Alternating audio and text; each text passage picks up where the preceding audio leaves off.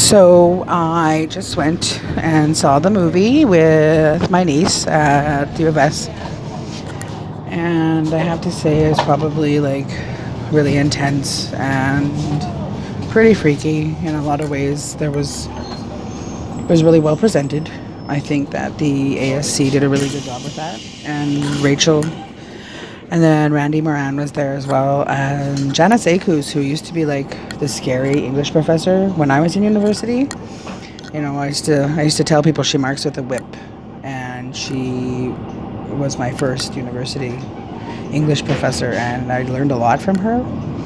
It was good to see her too, and she had some powerful words, and it was like she called upon the spiritual, her ancestors who were gone before her, and her relations, all her relations who are still here, and that gave me shivers, and I like legit felt energy in that room, like they were with us.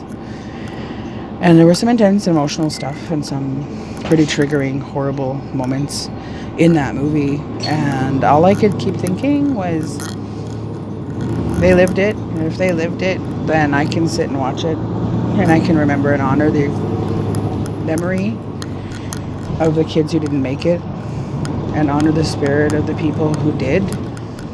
And know that their experience evolved into First Nations owning the schools, running the schools, and then creating an education opportunity for me.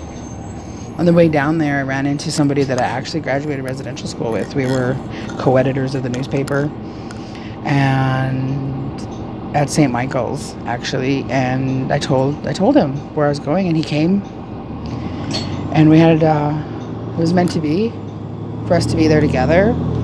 He's like one of my favorite people in the world, and he's so gifted and talented and beautiful. And we shared an experience, and I shared it with my niece, and the moments of heartbreak, resiliency, and the beauty of the spirit of the people who are still here is very much evident in that movie. And we made it. We watched it. Highly recommend it.